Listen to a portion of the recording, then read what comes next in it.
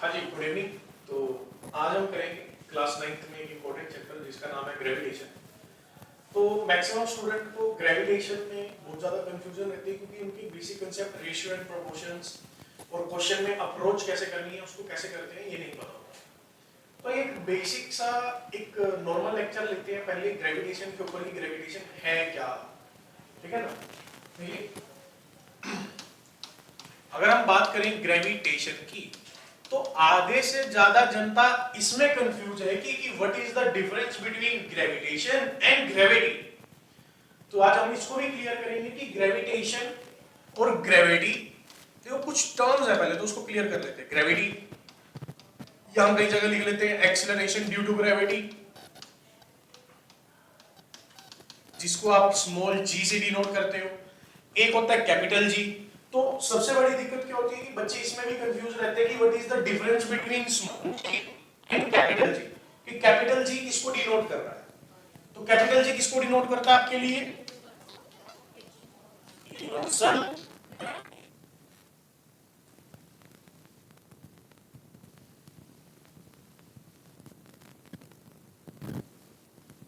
कि ये कहना क्या चाह रहे हैं और हम इसमें करते क्या है। देखिए, अगर हम बात करें ग्रेविटेशन फोर्स की, तो ग्रेविटेशनल फोर्स क्या है? ग्रेविटेशनल फोर्स एक ऐसा फोर्स है जो किसी भी टू बॉडीज के बीच में लगता है जिनके पास क्या चीज अवेलेबल है? मास। अगर किसी के पास भी मास अवेलेबल है तो उन दोनों के बीच में कौन सा फोर्स लग रहा होगा? ग्रेविटेशन। जैसे कि आप देखिए सर, ये पेन है, ये पेन और हमारी बॉडी है, तो इस पेन में और मेरी बॉडी में क्या कोई फोर्स अप्लाई हो रहा होगा? Yes sir. कौन सा फोर्स होगा? ग्रेविटेशन। तो ये आपके साथ जाके चिपक क्यों नहीं जाता सर? अगर इसके ऊपर फोर्स लग रहा है तो ये क्यों नहीं लग रहा साथ में आके? ये इसलिए नहीं लग रहा साथ में आके क्योंकि लगने वाला फोर्स बहुत ही ज्यादा कम है, बहुत ही ज्यादा कम है। अब अगर हम बात करें बहुत बड़े बड़े प्लैनेट्स की, सन की, अर्थ की, मून की, ये इतने बड़े प्लैनेट हैं, इनका मास इतना मैसिव मास है जहां पर ये ग्रेविटेशनल फोर्स एक्ट कर जाता है। ये ग्रेविटेशनल फोर्स एक्ट कर जाता है। अगर वहां पर आपको ये फोर्स लगता हुआ दिखेगा, ठीक है ना, वहां पर ये फोर्स आपको लगता हुआ दिखने वाला है, ठीक है ना। लेकिन जब हम पेन की, और देखो एक पेन है, फॉर एग्जांपल अर्थ है, अब अर्थ का मास तो बहुत ज्यादा है, ये पेन है, तो क्या इन दोनों में फोर्स आपको लगता हुआ दिखेगा? जी हाँ, ये देखो गया, गया नीचे, गिर गया, लगा ना इसमें फोर्स। लेकिन हाँ, अगर कि सर आप इसके और आपके बीच में नहीं लग रहा, इसलिए नहीं लग रहा क्योंकि हम दोनों का, मेरा मास और इसका mass with respect to earth बहुत ज्यादा कम है।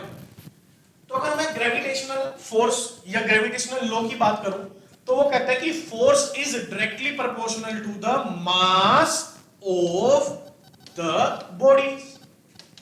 That is gravitational force is directly proportional to the mass of the bodies. अब कौन कौन से मास? सर जैसे कि इसका मास एक m1 और एक और बॉडी ली जिसका मास क्या है? m2। तो बोथ बॉडीज के मास पे ग्रेविटेशनल फोर्स डिपेंड करता है। तो इसको क्या मैं लिख सकता हूं कि force is directly proportional to the m1 and m2। Force is directly proportional to the m1 and m2। अब बात आती है इनके बीच के डिस्टेंस की, जिसको मैं किससे डिनोट कर रहा हूं? d से। तो मुझे यह पता चलता है जब हम एक्सपेरिमेंट करते हैं थ्योरेटिकल कि f is inversely proportional to d square.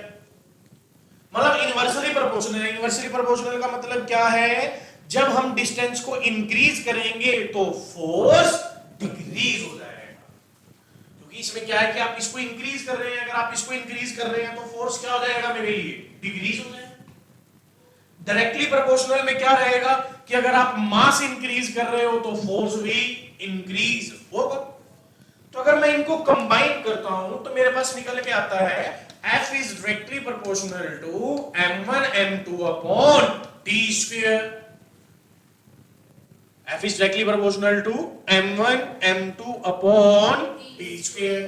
अब ये प्रोपोर्शनैलिटी है, इसको जब हम इक्वल करते हैं तो एक कांस्टेंट, प्रोपोर्शनैलिटी कांस्टेंट आएगा जिसकी वैल्यू, जिसको क्या लिखते हैं हम? g। तो F is equal to g m1 m2 upon T square, और इसी को हम क्या बोलते हैं, gravitational law. Gravitational law, gravitational law, ये ग्रेविटेशनल लॉ कहलाता है, जहां पर हम फोर्स को क्या लिखते हैं, जी m1 m2 upon T square. अब सुनिए, ये some important point for gravitational force. तो ग्रेविटेशनल फोर्स के लिए कुछ इंपॉर्टेंट पॉइंट्स हम लिखते हैं, जैसे कि gravitational force is always attractive, is always attractive. Gravitational force is always attractive. Gravitational force is always attractive. ये रिपल्सिव नहीं होता है। ग्रेविटेशनल फोर्स कभी भी रिपल्सिव नहीं होता है। ग्रेविटेशनल फोर्स कैसा रहने वाला है, always attractive, always attractive. Okay, second point आप लिखिए कि ग्रेविटेशनल फोर्स do not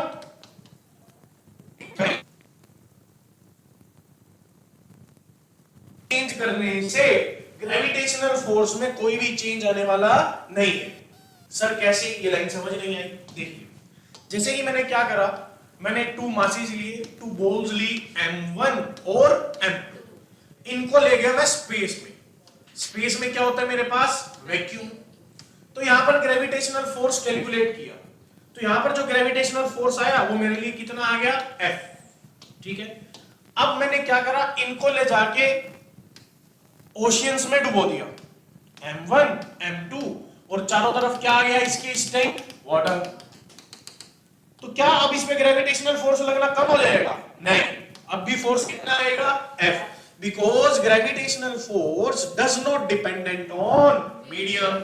चाहे वहां पे वैक्यूम हो, चाहे वहां पे वाटर हो, चाहे वहां पे एयर हो, चाहे वहां पे कैरोसिन ऑयल हो, कोई भी चीज हो, चाहे वहां पर वैक्स हो, लेकिन ग्रेविटेशनल फोर्स सभी केसेस में सेम है। सभी केसेस में क्या रहने वाला है, सेम रहने वाला है। Gravitational force is same for all the mediums. Clear. अब हमारे पास आता है, जैसे फॉर एग्जांपल जो मेरा फॉर्मूला आया था F का, ग्रेविटेशनल फोर्स का, F is equal to G m1 m2 upon t square, where G is the universal gravitational constant. Universal gravitational constant value क्या होती है जी की, 6.67 इंटू 10 की पावर -11। क्या वैल्यू रहेगी, 6.67 इंटू 10 की पावर -11। डन है। अब हम क्या करते हैं, देखिए आपको ग्रेविटेशनल फोर्स के बारे में कुछ समझ में आया कि व्हाट इज ग्रेविटेशनल फोर्स। अब हम देखते हैं कि sir what is the difference between gravitational force and gravity. कि sir what is the difference between gravitational force and gravity. देखिए ग्रेविटेशनल फोर्स क्या होती है कि किसी भी 2 बॉडीज के बीच में एक्ट करती है। जैसे कि मान लेते हैं सन और मून, सन और मून। लेकिन ग्रेविटी फोर्स क्या होती है, ग्रेविटी फोर्स कब एक्ट करती है, जब उन दोनों में से एक बॉडी कंफर्म कर दो, आप एक बॉडी को फिक्स कर दिया जाए, और वो बॉडी कौन सी होगी, अर्थ। जैसे कि अगर मैं आपसे पूछूं कि सर अगर सन और मून के बीच में कैसा फोर्स लग रहा होगा, ग्रेविटेशनल। अगर मैं आपसे पूछूं कि मून और अर्थ के बीच में कैसा फोर्स लग रहा होगा, तो ग्रेविटी बोल सकते हैं। तो gravity is also a type of gravitational force in which one body is earth. जहां पर मैंने एक बॉडी को फिक्स कर दिया, उसे क्या बोल रहा हूं मैं, अर्थ। क्या बोल रहा हूं उसे मैं, अर्थ। तो अब देखिए बिल्कुल ध्यान से, अगर मैं अगर हम इस स्टाइलस की बात करें, तो इस स्टाइलस और अर्थ के बीच में ग्रेविटेशनल फोर्स लग रहा है, ग्रेविटी, दोनों।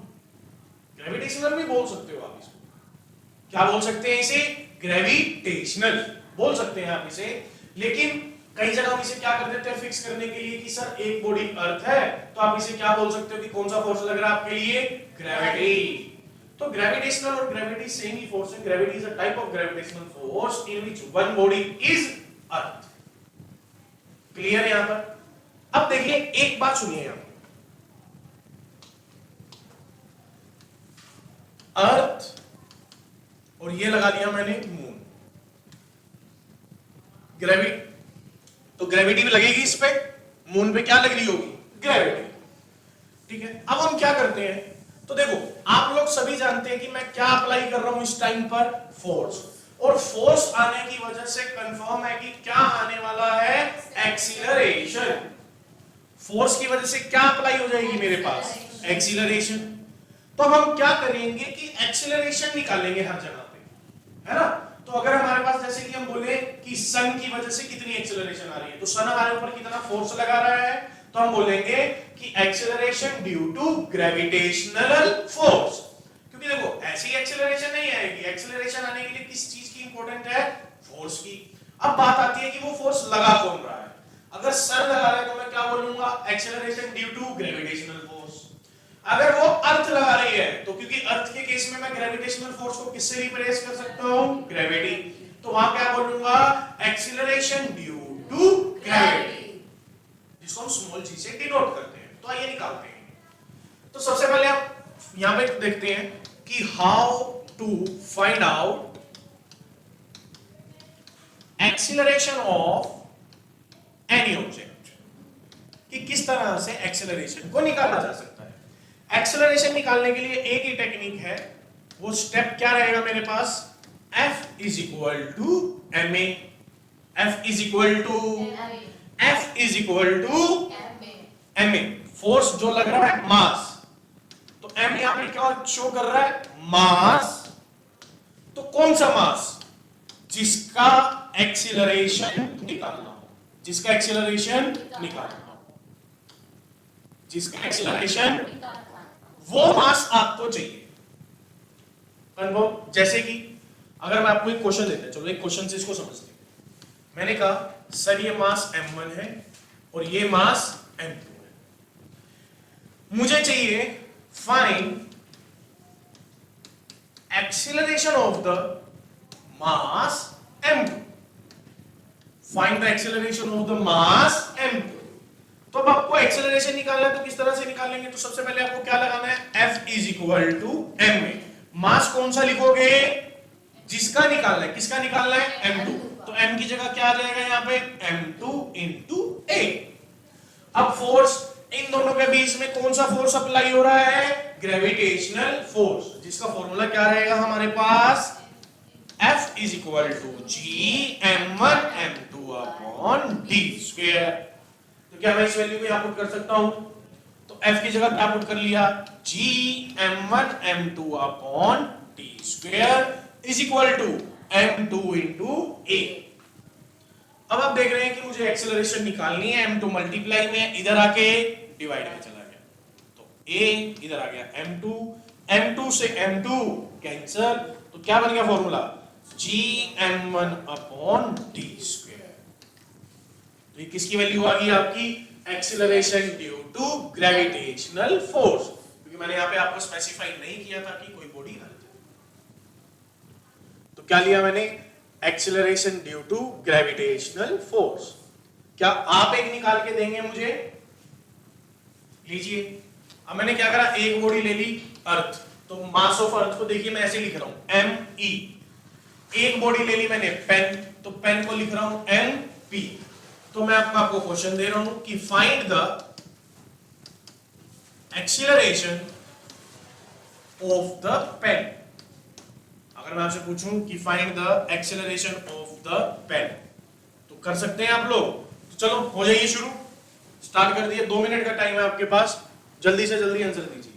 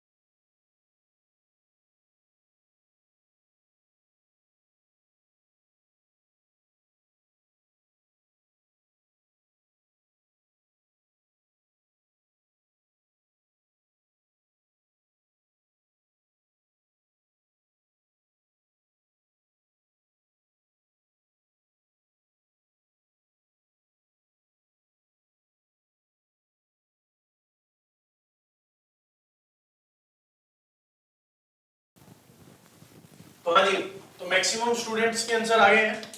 तो देखते हैं कि क्या आंसर आया। देखिए, find the acceleration of the pen, और मैंने आपको बताया था कि एक्सेलरेशन कैलकुलेट करने के लिए एक ही फॉर्मूला है मेरे पास, F is equal to ma। Mass किसका लिखा जाएगा? जिसकी एक्सेलरेशन कैलकुलेट करनी है। तो किसकी कैलकुलेट करनी है? पेन की। तो मास किसका आएगा? पेन का। तो A फोर्स। अब इन दोनों के बीच में फोर्स लिखा लेते हैं, तो कितना फोर्स आएगा? G me mp upon d square. तो इसको वहां पुट करते हैं, तो क्या आएगा? G me mp upon mp से mp कैंसिल आउट हो गया, तो एक्सेलरेशन की वैल्यू क्या आ गई? Upon d square. gme upon और जो डिस्टेंस है ये इन दोनों के बीच का हमने ले लिया, gme upon d square. Confirm? तो आप आई थिंक किसी भी चीज में एक्सीलरेशन पूछा जाए तो आप एक्सीलरेशन कैलकुलेट करके दे सकते हैं। पक्का? आइए अब हम क्या करते हैं, हम निकालते हैं acceleration due to gravity at the surface of earth. देखिए यहां से इंपॉर्टेंट है, acceleration due to gravity at the surface of earth.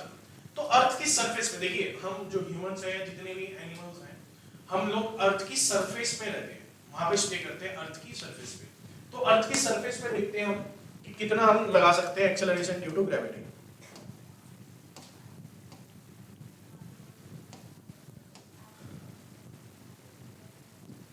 देखिए मैंने मान लिया कि ये अर्थ है, ठीक है, और यहां से लेके यहां तक इसकी सरफेस पे एक पेन पड़ा हुआ है, या हम कुछ भी अपना मास ले लेते हैं या पेन का कोई भी बॉडी ले लेते हैं। तो मैं यहां पे लिख लेता हूं, ये कोई बॉल पड़ी है जिसका मास है स्मॉल m। डन। अर्थ का मास कितना ले लिया? me। ये तो यहां से लेके यहां तक की डिस्टेंस है, ये क्या कहलाएगी? Radius of the earth. मतलब जो मेरी डिस्टेंस है वो किसके इक्वल आ गई? Radius of the earth. Done. अब मुझे सेम है, क्या निकालना है? Acceleration due to gravity at the surface of earth. आओ निकालते हैं। तो फॉर्मूला क्या लगाने वाला हूं मैं यहां पे? सिंपल सा, F is equal to ma। Mass किसका? जिसकी एक्सेलरेशन आपको कैलकुलेट करनी है। किसकी करनी है? इस स्मॉल m की। तो small m into a। Force बताओ क्या लगेगी? G me small m upon में r e square. d square की जगह r लिखा तो क्या आ गया मेरे पास? r e square. अब स्मॉल m से स्मॉल m क्या हो गया मेरे लिए? Cancel out. तो एक्सेलरेशन की वैल्यू आ गई GME अपॉन में RE स्क्वायर। GME अपॉन में RE स्क्वायर। GME अपॉन में RE स्क्वायर। अब सुनिए, वेयर G क्या है मेरे पास? Universal gas, sorry universal gravitational constant. What is ME? Mass of the earth. What is RE? Radius of the earth. क्या आप लोग जानते हैं कि रेडियस ऑफ द अर्थ कितना होता है? 6400 किलोमीटर। कितना रहता है radius of the earth? 6400 kilometre. 6400। अब देखिए, क्योंकि यहां पर ये जो मैंने निकाला acceleration due to gravity at the surface of earth, तो इस स्मॉल ए को हम किससे रिप्लेस कर लेते हैं? स्मॉल g से। What is small g? Acceleration due to gravity at the surface of Earth. At the surface of, तो मैं A को किससे रिप्लेस कर लिया? स्मॉल g से। और इसको क्या लिखते हैं? GME upon RE square. GME upon RE square. और इसकी वैल्यू लगभग कितनी आती है? 9.8 मीटर पर सेकेंड स्क्वायर। 9.8 मीटर पर सेकेंड स्क्वायर। 9.8 मीटर पर सेकेंड स्क्वायर। क्लियर है गेम? गेम क्लियर है? तो मेरे लिए स्मॉल जी का फॉर्मूला क्या निकल के आ गया? GME अपॉन में RE स्क्वायर। फॉर्मूला याद कर लीजिए, GME अपॉन में RE स्क्वायर। क्या निकला फॉर्मूला मेरे पास? GME अपॉन में RE स्क्वायर। करेक्ट?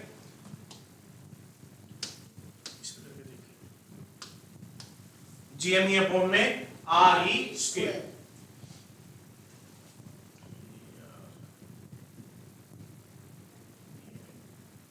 इस पे साफ दिख रहा है आपको?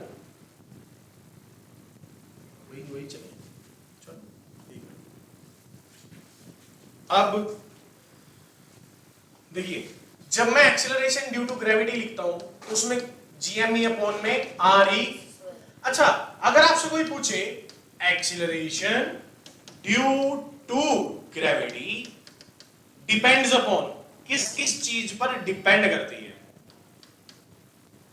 तो किस पे डिपेंड करती है? मास ऑफ द अर्थ। सबसे पहले किसके मास पे डिपेंड करती है? अर्थ के, क्योंकि यहां पे अर्थ का मास है, अर्थ के मास पे डिपेंड करती है। क्या ये उस ऑब्जेक्ट के मास पे डिपेंड करती है? नहीं। कहां कर रही है? एक्सीलरेशन ड्यू टू ग्रेविटी पूछ रहा हूं। फोर्स तो डिपेंड करती है दोनों के मास पे, क्योंकि फोर्स का फॉर्मूला क्या निकल के आता है यहां से? GME अपॉन में RE स्क्वायर। तो अगर मैं आपसे पूछूं कि फोर्स, तो आप कहोगे सर फोर्स तो दोनों के मास पे डिपेंड करती है, mass of earth and mass of body. ठीक है, कि कितना ग्रेविटेशनल फोर्स लगेगा, अगर मेरे ऊपर बात कर रहे हैं कितना ग्रेविटेशनल फोर्स लगेगा, ये मास ऑफ अर्थ और मास मेरा, इन दोनों पे डिपेंड करता है। लेकिन एक्सेलरेशन ड्यू टू ग्रेविटी किस पे डिपेंड करती है? Only and only mass of earth पे। मेरे मास या आपके मास पे डिपेंड नहीं करती। मतलब मेरे पे लगने वाला एक्सीलरेशन और आप पे लगने वाला एक्सीलरेशन सेम होगा।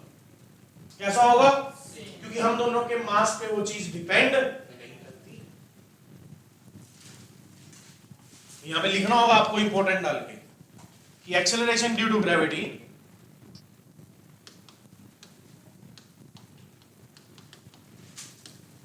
do not depend upon mass of the object। जिस पे आप निकाल रहे हो उसके ऑब्जेक्ट पे वो एक्सीलरेशन डिपेंड नहीं करती, क्योंकि कैंसिल आउट हो जाते हैं, कैंसिल आउट हो जाते हैं, कैंसिल आउट हो जाते हैं। डन है जी? अब आपको एक चीज सीखनी है यहां पे, क्या? जब भी वो आपसे कंपैरिजन के क्वेश्चन पूछेगा, कंपैरिजन के, तो कंपैरिजन के क्वेश्चन जब भी पूछेगा तो आपको किससे करने हैं? प्रोपोर्शनैलिटी से। किससे करने हैं? प्रोपोर्शनैलिटी से। प्रोपोर्शनैलिटी जानते हैं ना हम लोग? आप क्या फॉर्मूला क्रिएट कर सकते हैं? अगर मैं बोलूं आपको A is directly proportional to B, इसका मतलब क्या है? इसका मतलब है कि B इंक्रीज होने से A भी इंक्रीज हो जाएगा। डायरेक्टली प्रोपोर्शनल है। अगर ये आपस में डायरेक्टली प्रोपोर्शनल है, देखिए अब हम सीखते हैं। सबसे पहले हम क्या करते हैं कि थोड़ा टाइम ले लेते हैं, क्योंकि मैक्सिमम नंबर ऑफ स्टूडेंट इसी प्रोपोर्शनैलिटी में फंसे हुए हैं। उन्हें पता नहीं चलता कि क्या होने वाला है सर। जैसे कि मैं आपको एक क्वेश्चन बताता हूं, वो कहते हैं क्वेश्चन में कि अगर डिस्टेंस पहले d था तो फोर्स F है, अब डिस्टेंस को 2d कर दिया तो फोर्स कितना हो जाएगा? तो वो भी क्या लिख देते हैं इसको? 2F, जबकि आंसर 2F नहीं है। तो ऐसा नहीं होता है। तो आप देखिए करने का तरीका क्या रहेगा हमारा मेन। तो प्रोपोर्शनैलिटी देखते हैं, ठीक है? आप इधर देखिए, मैंने आपको कहा कि जैसे हम एक आपको स्टोरी भी सुनाते हैं, वो स्टोरी ऐसी है कि मान लो कि एक लड़का है जिसका नाम है पप्पू। उस पप्पू को गली के 3-4 लड़कों ने मिलकर पीट दिया, उसकी पिटाई की गई। अब उन 4 लड़कों में एक और लड़का था जिसका नाम था चंपक। तो चंपक अगले दिन आकर पप्पू को बोल रहा है कि देखा मैंने तुझे पीट दिया, तो हार गया मेरे से। तो अब पप्पू का क्या जवाब है आगे से कि वो तो तुम चारों ने मिलकर मुझे पीटा, अगर हिम्मत है तो अकेले में।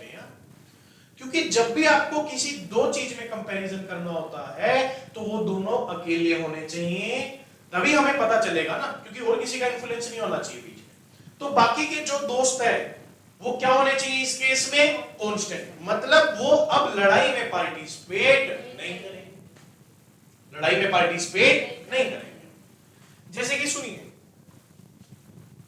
अब मैंने लिखा a is equal to b plus c, तो अब मुझे प्रोपोर्शनैलिटी किसकी बनानी है, a और b की, मतलब लड़ाई किसकी करवानी है, a और b। तो c क्या होगा यहाँ पर, कांस्टेंट, मतलब जो भी साथ में है, जिस भी दो की लड़ाई करवा रहे हो आप, वही आपके इक्वेशन में होने चाहिए, और जो बाकी कुछ भी बचा वो क्या होना चाहिए आपका, कांस्टेंट। क्या होना चाहिए वो, तो मैं यहां लिख सकता हूं कि a is directly proportional to b when c is constant। तो सर हमें इसका मतलब समझाइए कि a is directly proportional to b का मतलब क्या है। देखिए मैं क्या करता हूं, c को कांस्टेंट लिख लेता हूं, ये a b plus c, c कोई कांस्टेंट वैल्यू लिख ली क्या, 4, जो कि चेंज नहीं होगी। अब सुनो, अगर आपने b की वैल्यू 1 पुट करी, b की वैल्यू क्या पुट कर दी 1, तो a की वैल्यू कितनी आएगी 5। अगर आपने b की वैल्यू 2 पुट कर दी, जो कि जो c है अपना हमारा c है वो तो कांस्टेंट रहेगा 4, तो a की वैल्यू कितनी हो जाएगी 6। अगर ये 3 करा तो कितनी हो जाएगी 7। अब एक चीज देखिए सर, ये वैल्यू तो कांस्टेंट है जो कि मैंने लिखी, c कांस्टेंट है, किसमें चेंज हो रहा है, b में, b क्या हो रही है नीचे जाते हुए, इंक्रीज, तो a का रिजल्ट भी कैसा आता है, इंक्रीज। मतलब a के इंक्रीज होने से क्या इंक्रीज, b के इंक्रीज होने से क्या चीज इंक्रीज हो रही है, a। कब, जब c कांस्टेंट, c, इसीलिए मैं इसको लिखता हूं a is directly proportional to b। लेकिन अगर मुझे प्रोपोर्शनैलिटी a और c की बनानी हो तो क्या लिखूंगा, a is directly proportional to c, क्योंकि मैं जानता हूं c की वैल्यू बढ़ने से a की वैल्यू भी बढ़ जाएगी, तो a is directly proportional to c कब, when b is, देखो आपका क्वेश्चन यहीं पे अटकेगा कि क्या चीज कांस्टेंट है, क्या चीज, वो आपको कांस्टेंट ढूंढने हैं कि जो चीज कांस्टेंट है बाकी प्रोपोर्शनैलिटी में आते हैं। तो हमारी गलती यही होती है, तो हम करते हैं आइए, तो अब साथ साथ बताते जाइएगा। जैसे कि देखो a is equal to B C upon में d, तो ए बी का रिलेशन बनाना है, ए और सी का रिलेशन बनाना है, ए और डी का रिलेशन बनाना है। तो ये कुछ रिलेशन हम बनाते हैं। तो सबसे पहला रिलेशन किसका बनाएंगे, ए बी का। आइए, तो बिल्कुल सामने है, तो क्या आएगा, a is b when c and d are constant. बाकी जितने भी हैं वो सभी कांस्टेंट होने चाहिए। तो मैं लिखूंगा a is directly proportional to b when c and d are constant। अच्छा, अब आपको बनाना है रेशो किसमें, a और c में बनाएं। a is when b and d are, अब किसका बनाना है, a और d का, तो क्या लिखूंगा, inversely proportional to d when c are when b c are। क्या आप ये काम कर सकते हैं, है जी, चलो करके दिखाओ। a is equal to X Y upon z। तो सुनो, a और x का रिलेशन बना के दो, a और y का रिलेशन बना के दो, x और y का रिलेशन बना के दो। जल्दी करिए, आप भी साथ साथ कर लीजिए, नोट डाउन कीजिए और क्वेश्चन को सोल्व कीजिए फटाफट।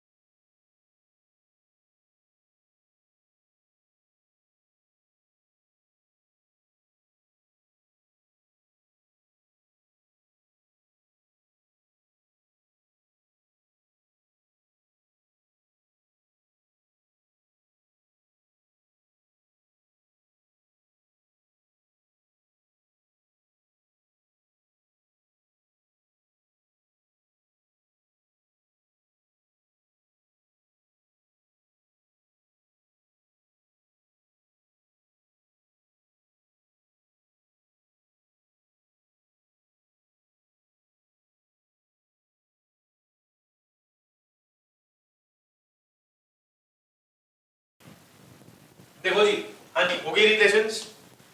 आओ, तो a और x का क्या बना? a is x when y and z are constant। a y का बताइए। a is when x and z are constant। अब बारी आई किसकी? x y की। तो अब x और y का बता सकते हैं आप लोग? किसने कर लिया x y का? एक्स वाई का। देखो, जिनकी भी आपको इक्वेशंस चाहिए, आपको वो इक्वल टू के इधर उधर चाहिए होंगे, मतलब आमने सामने चाहिए होंगे आपको। तो इसको हम इधर ला सकते हैं क्या? ले आओ। देखो कैसे, x को इधर ले आओ उठा के, तो क्या बन जाएगा? a upon x is equal to y upon z। अब देख सकते हो y और x आपस में किस में आ चुके हैं? इनवर्सली प्रोपोर्शनैलिटी में। तो मैं लिख सकता हूं y is inversely proportional to x when a and z are constant। तो x y का क्या बनेगा भाई? x is inversely proportional to y। आमने सामने ले आओ इनको पहले तो, और फिर देख लो डायरेक्टली आ रहा है या फिर इनवर्सली। जैसे कि ये क्वेश्चन और करो, देखो इधर a is equal to bc upon में de। तो आपको रिलेशन बना के देना मेरे को किस किस के बीच में? d और e में। निकालना d और e का रिलेशन फटाफट।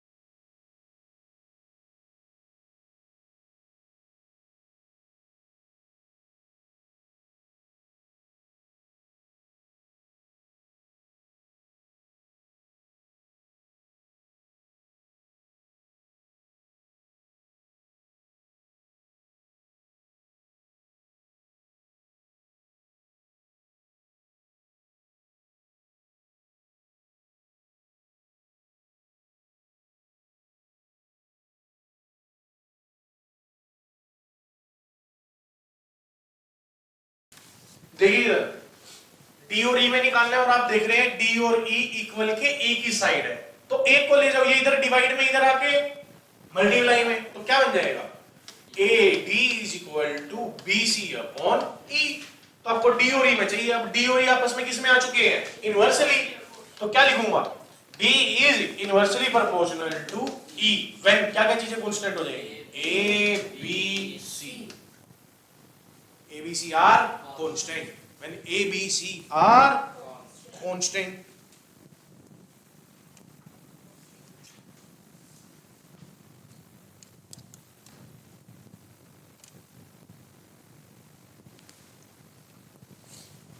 देखो अब हम क्या सीखेंगे यहाँ पर? हम फॉर्मूला बनाना सीखेंगे कि किस हिसाब से इनके फॉर्मूले क्रिएट किए जाएंगे। आ जाओ।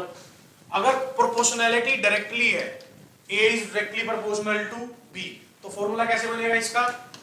A1 upon A2 is equal to, तो A1 के सामने B1 क्योंकि डायरेक्टली प्रोपोर्शनल है, ठीक है ना? अच्छा, एक इनवर्सली का सीख लो। A is inversely proportional to C, क्या फॉर्मूला क्रिएट हो जाएगा? A1 upon A2 is equal to C2 upon, क्योंकि इनवर्सली आने चाहिए, है ना? A1 के इनवर्स में C1, A2 के इनवर्स में C2। तो आप बना पाओगे? देख लो, आ जाओ फटाफट आते जाओ। C is directly proportional to D, formula बताओ। Upon C2 is equal to A is inversely proportional to E, जल्दी बताओ। A1 upon A2 equals to E2 upon E1। F is directly proportional to M। F1 upon F2 is equals to M1 upon M2। F is inversely proportional to D square। F1 upon F2 is equals to D2 upon D1। Square लगा दो, square था तो square लगा दिया। F is directly proportional to G।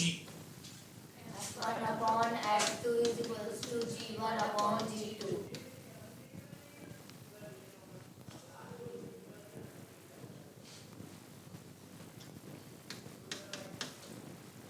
A1 upon A2 is equals to C2 upon C1.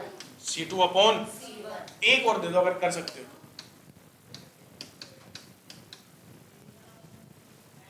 मतलब अब proportionality दोनों की तरफ होगी तो दोनों के साथ आएगा क्या, A1 upon equal to C2 upon, ये भी यूनिवर्सली में है तो D2 अपॉन D1, दोनों यूनिवर्सली में जाएंगे तो C का लिख दिया इनटू D2 बाई D1। अच्छा लो, A is directly proportional to BC, बताना।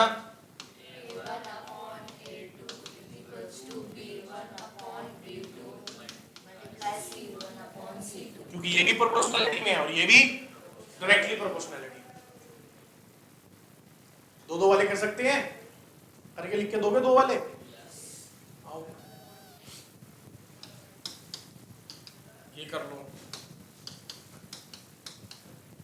ये कर लो, इसमें प्रैक्टिस इस पर बिठा लो बस हाथ, फिर तो गेम सेट है। ये कर लो, ये कर लो, फटाफट करके दो।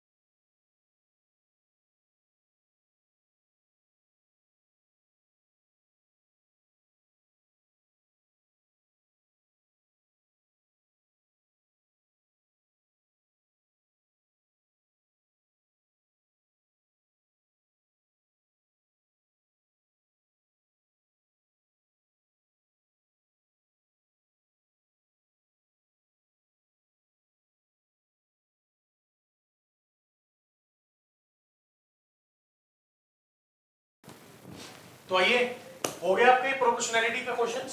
आइए क्या बनेगा इस पे, A1 upon A2 is equals to B1 upon B2. A1 upon A2 is equal to B1 upon B2। इसका बताइए, A1 upon A2 is equals to D2 upon D1 into C2 upon C1. Correct, सीखे ना। बस इसके बाद आपको देखना, वो जो भी फोर्स वाले कंपैरिजन वाले क्वेश्चंस होते हैं कभी दिक्कत नहीं आएगी। वो कहेगा ना कि मैंने क्या करा, इसका डिस्टेंस डबल कर दिया तो अब बताओ फोर्स कितना है, मैंने इसका मास 4 टाइम्स कर दिया अब बताओ फोर्स कितना है ना, या फोर्स को मेरे को हाफ करना है तो डिस्टेंस कहां करूं, तो वो सब चीजें आप इजीली अभी यहां से कर सकते हो। इसका बताइए फटाफट क्या बनेगा, A1 upon A2 is equals to C2 upon C1 into D2 upon D1. इसको करें A1 upon A1 is C2 into E1 upon E2. E1 upon E2, correct, ठीक है ना। तो आप सभी ने क्वेश्चन करे। अब हम जो नेक्स्ट वीडियो करेंगे उसके अंदर आपको जो नॉर्मली जो हमारे पास न्यूमेरिकल वर्जन होगा ग्रेविटेशनल के, जो ग्रेविटेशनल फोर्स के न्यूमेरिकल वर्जन होते हैं वो करेंगे। उससे पहले बस आपको एक चीज आज के लिए जो याद रखनी है, एक तो ये प्रोपोर्शनैलिटी और स्मॉल g का फॉर्मूला जो कि कितना निकला था, GME स्क्वायर, GME अपॉन में R square. ये देखिए, हम एक बार लास्ट एक बार दोबारा रिवाइज कर लेते हैं आपके लिए। जो क्या निकाला था हमने, GME अपॉन में RE, लेकिन यहाँ पर तो आना डिस्टेंस चाहिए था, लेकिन वो डिस्टेंस यहाँ से लेके यहाँ तक जो डिस्टेंस बन रहा है वो किसके इक्वल आ रहा है, RE के, रेडियस ऑफ द अर्थ। इसलिए मैंने यहाँ पर डिस्टेंस की जगह क्या लिख लिया, R। तो जहां से ये फॉर्मूला बन गया मेरे पास, small g is equal to GME upon में RE स्क्वायर। ठीक है, अब बाकी नेक्स्ट वीडियो में इसको चर्चा करेंगे कि आगे इसके ऊपर किस तरह से क्वेश्चन आते हैं और हमें प्रोपोर्शनैलिटी का यूज करते हुए किस तरह से क्वेश्चन करने हैं। ठीक है, इसको आप रिवाइज कर लीजिए एक बार। और कुछ फॉर्मूले जैसे ये वाले आपको जो प्रोपोर्शनैलिटी आज आपने सीखी, ये कुछ अपनी मर्जी से लिख लीजिए और देन आप इसमें एक बार ये फॉर्मूला बनाना सीख लीजिए, उसके बाद आप न्यूमेरिकल वर्जन इसके करेंगे। ठीक है, मिलते हैं आपसे।